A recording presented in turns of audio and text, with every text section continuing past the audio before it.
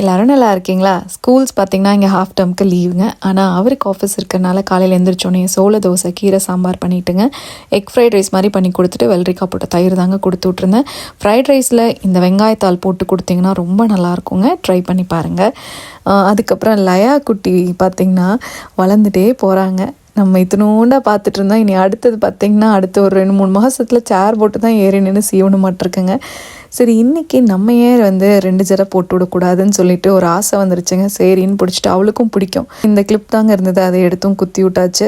எங்கள் அம்மா பார்த்தாங்கன்னா கண்டிப்பாக ஒரு திட்டு கொடுப்பாங்க. ஏன்னா கோணமானையாக ஜடையை போட்டு வச்சிருக்கியாம்மா அப்படின்னு கேட்பாங்க. பார்க்கலாம் இந்த வீடியோ பார்த்துட்டு என்ன சொல்கிறாங்கன்ட்டு.